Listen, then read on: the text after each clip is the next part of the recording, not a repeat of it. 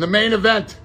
It's a 5-round fight between middleweight contenders Rainer de Ritter and Anthony Fluffy Hernandez. Championship. He's undefeated in UFC, and obviously he's beat Bo Nickel, former champ Rob Whittaker. We'll see how this whole thing plays out, and we're going to end up with a middleweight challenger for Khamzat Chimaev's title that he just won.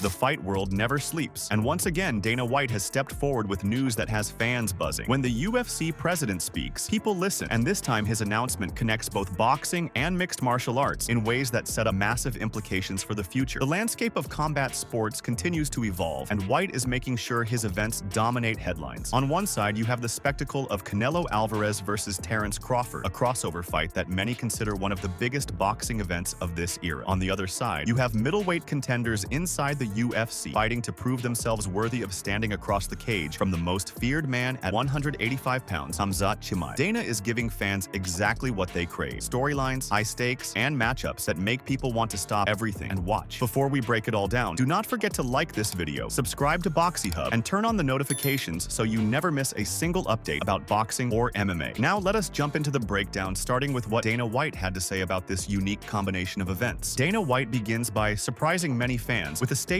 that he is here to break down boxing news, specifically starting with the Canelo Alvarez versus Terence Crawford undercard. This may sound simple at first, but it is a major moment because White is not usually the one who discusses boxing undercards in detail. His role as UFC president is typically tied to promoting his fighters and his brand. However, the fact that he is openly acknowledging and even breaking down a boxing card shows the magnitude of this event. Canelo versus Crawford is not just a boxing fight, it is a global sporting spectacle. White knows that fans of combat sports are not limited to one discipline. They cross between boxing and MMA, and this crossover audience is exactly what makes announcements like this powerful. By choosing to open with boxing rather than UFC, Dana is sending a message. He is reminding everyone that combat sports are interconnected, that the stories in boxing matter to the UFC audience too, and that he is not afraid to spotlight another promotion's mega event when it serves the bigger picture. This introduction sets the tone, not just for the undercard discussion, but for the way Dana ties the boxing event back into his own UFC matchmaking later on. It is a statement of awareness, control, and foresight. He knows fans want the full picture, not just pieces, and he delivers exactly that by starting here.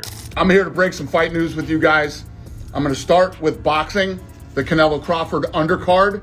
Dana White then begins highlighting specific prelim fights from the Canelo versus Crawford card, starting with Sergey Bocek versus Brandon Adams in a 10-round middleweight bout. By pointing this fight out, White is shining a light on a matchup that hardcore boxing fans already respect, but casual fans might overlook. Bocek is known for his aggressive style and ability to create chaos in the ring, while Adams is a veteran with the kind of experience that makes him dangerous no matter what. Dana calling the prelims awesome is not an exaggeration. This fight has the ingredients that make undercards so valuable. It gives fans a chance to witness future stars or see established veterans tested in ways that can elevate them to the next stage. In combat sports, every undercard fight is more than just filler. It is a proving ground, a place where careers are either launched or broken, and White understands this. By naming this particular matchup, he validates the excitement behind it and encourages fans not to tune in only for the main event. He is essentially saying that greatness happens before the big names even walk out. For those who follow the sport closely, this is Dana showing respect to fighters who are on the grind, building their reputations through tough battles like this one. It is a reminder that combat sports is not just about champions, it is about the journey, and fights like Bocek versus Adams embody that spirit.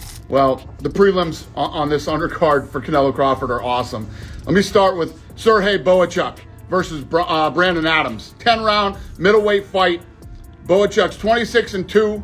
Dana continues his breakdown by moving into the heavyweight division, announcing Ivan Ditsko versus Jermaine Franklin Jr. This fight carries intrigue for several reasons. Ditsko is undefeated with a record of 15 wins and no losses, and his 93% finish rate makes him a fighter who rarely leaves the result in the hands of the judges. At 6'9", his size alone makes him an intimidating figure inside the ring. Dana highlighting those details is not accidental. He is selling the spectacle of what Ditsko represents, a towering heavyweight knockout artist who is still carving his path in the professional ranks. Opposite him is Jermaine Franklin Jr., a heavyweight who has already shared the ring with some of the top names in boxing and has proven he can hang with elite competition. When White puts a spotlight on this fight, he is pointing fans toward the kind of heavyweight clash that mirrors what people love about combat sports: power, danger, and the potential for a dramatic finish. Heavyweight boxing has always had a special place in the sport, and this matchup reflects that heritage. For Dana, it also serves another purpose. By stressing Ditsko's undefeated record and knockout percentage, he is teasing the storyline of whether this giant can keep his run going against a tough opponent. Fans love watching streaks, especially when they collide with reality, and this fight is built to answer that question. It is not just about who wins, it is about whether Ditsko's aura of dominance survives another test. Ivan Ditsko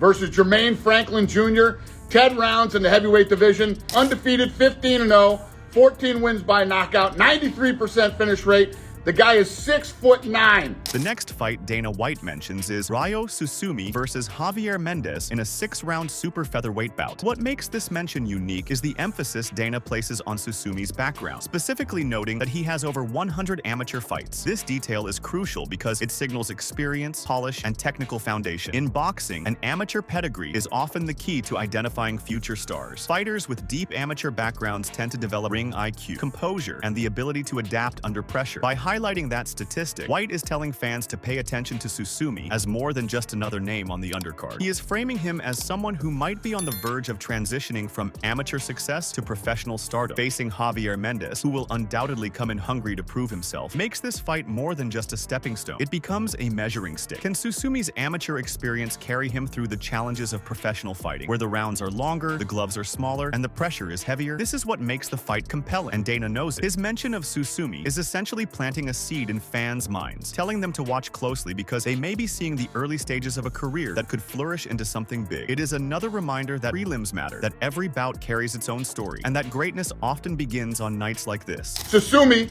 versus Javier Mendes, 6 rounds, super featherweight bout.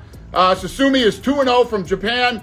He's from Tokyo. He's got over 100 amateur fights. When Dana White announced that the main event will be between Reinier de Ridder and Anthony Hernandez, it immediately set the tone for what fans should expect at UFC 319. This is not just another fight card filler or a matchup thrown together to please casuals. This is a calculated, high-stakes clash in the middleweight division. Both fighters have earned their way to this spot, and the fact that Dana chose to highlight it with such confidence proves just how meaningful this fight is for the entire UFC landscape. A 5-round war between contenders is exactly what defines the UFC's elite structure. Reinier de Ridder, known for his suffocating grappling and relentless pressure, has been carving his name into the division. Meanwhile, Anthony Hernandez, whose toughness and tenacity have carried him through wars, is stepping into the spotlight with nothing to lose and everything to prove. 5 rounds is not just about skill. It is about endurance, heart, and the ability to impose your will when your body is screaming for you to quit. Dana White knows that, which is why this fight was chosen as the centerpiece of UFC 319. This matchup is not only about bragging rights, it is about who earns the right to step into the elite tier of middleweights. And in a division as stacked as this one, a 5-round test separates pretenders from contenders. Dana White is making it clear this fight is a proving ground, and by calling it the main event, he is daring both fighters to put everything on the line for a shot at glory. In the main event,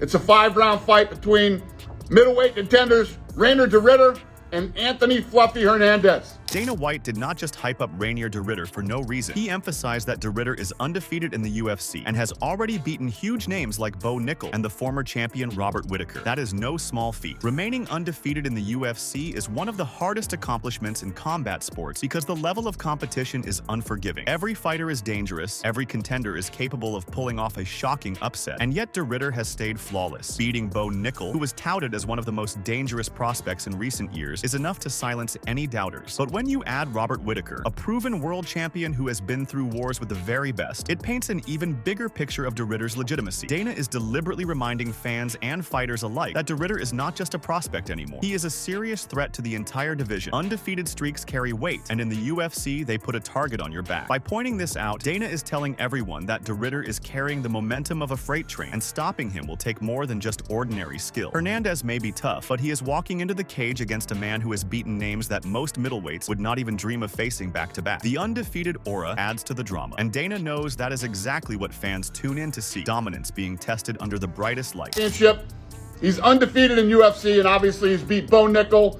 former champ Rob Whittaker. Finally, Dana White capped off his comments by reminding everyone of the ultimate stakes. The winner of this main event could very well become the next middleweight challenger for Khamzat Chimaev. This is where everything comes full circle. UFC 319 is not just about 2 fighters going at it. It is about earning a ticket to the most dangerous fight in the middleweight division. Khamzat Chimaev has quickly become one of the most feared champions in UFC history, and Dana knows exactly how to build the hype. By tying this main event directly to Chimaev's next defense, he raises the stakes to a whole new level. Suddenly, de Ridder and Hernandez Hernandez are not just fighting for a win, they are fighting for a life-changing opportunity to dethrone a monster. This is what makes the UFC special, the structure of high-risk, high-reward fights where every victory can catapult you into superstardom. Dana's words are not casual, they are a clear declaration that UFC 319 has consequences far beyond one night. Whoever comes out on top in this war will carry the weight of the middleweight division into a clash with Chimaev, a man who has crushed every obstacle in his path. Dana knows this storyline will capture fans, and he knows fighters like De Ridder and Hernandez will push themselves even harder with the carrot of a title shot dangling in front of them. We'll see how this whole thing plays out,